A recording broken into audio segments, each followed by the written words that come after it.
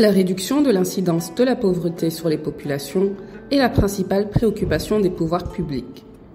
Face aux multiples crises qui affectent l'économie mondiale, les partenaires traditionnels de financement ont dû revoir leur stratégie. Ce changement de paradigme a donc conduit au ralentissement des financements extérieurs en faveur des pays en développement. Cette nouvelle donne a poussé les pays d'Afrique à mettre l'emphase sur la contribution des économies nationales en vue de soutenir l'effort de financement des politiques publiques. Ainsi, en juillet 2015, à Addis Abeba, les chefs d'État africains se sont engagés à améliorer substantiellement la mobilisation des ressources internes pour faire face aux défis du financement de leur développement. La République de Guinée s'inscrit dans cette nouvelle dynamique à travers son engagement à porter à moyen terme son taux de pression fiscale à 20% contre 12,7% actuellement, loin des 15,9% du Burkina Faso et des 16,8% du Sénégal. En effet, la mobilisation et la sécurisation des ressources internes constituent un enjeu majeur pour garantir le développement socio-économique du pays.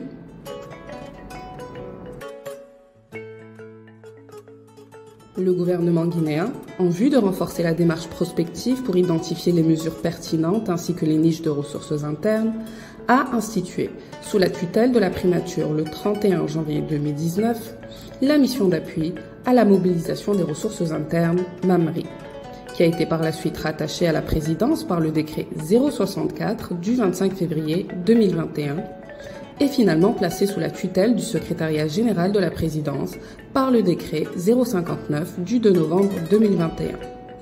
Ce nouveau dispositif constitue un instrument d'aide à la décision dans le cadre de la mobilisation des ressources internes.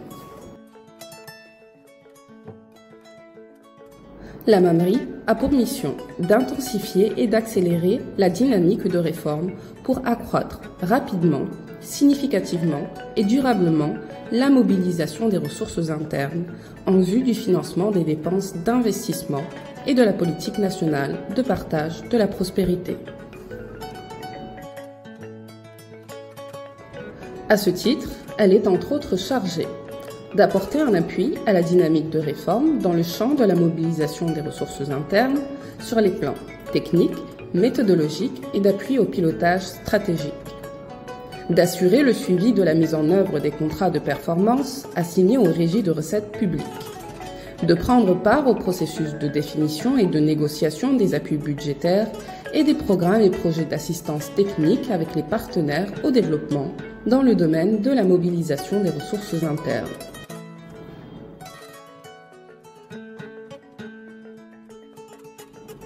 Dans la conduite de sa mission, la MAMRI repose sur 3 organes.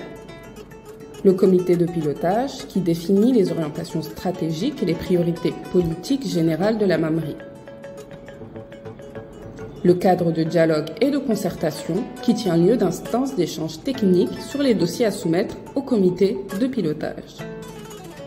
Enfin, la coordination générale de la MAMRI qui apporte un appui technique à la dynamique de réforme dans le champ de la mobilisation des ressources internes.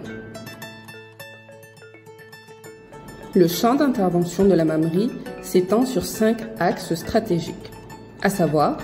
la mobilisation des ressources douanières, la mobilisation des ressources fiscales, la mobilisation des ressources non fiscales, la maîtrise des dépenses fiscales et apurement des arriérés, et enfin la transformation digitale des régies de recettes publiques.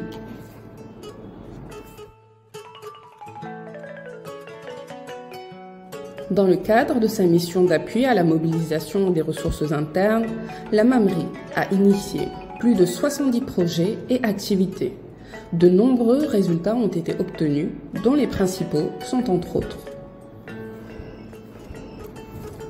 la contribution technique au plan de riposte contre le Covid-19, la réalisation d'une étude en vue du renforcement de l'autonomie financière des collectivités locales, avec pour objectif d'aller vers plus de décentralisation fiscale, la réalisation de notes techniques liées à la problématique de mobilisation de ressources internes adressées aux tutelles, mais également la contribution technique à l'élaboration de la lettre de cadrage et des orientations budgétaires pour le budget LFI 2021, ainsi que la proposition de 8 mesures fiscales intégrées dans la LFI. La préparation des travaux du Tax Administration Diagnostic Assessment Tool, TADAT, l'appui en termes d'organisation institutionnelle et de stratégie de mobilisation de ressources internes d'institutions telles que l'administration du Palais du Peuple, la Direction générale du patrimoine bâti public, ainsi que l'administration de la Cité des Nations. Enfin, il y a la parution trimestrielle d'un bulletin sur la mobilisation des ressources internes à l'attention principale des institutions et partenaires de la mission.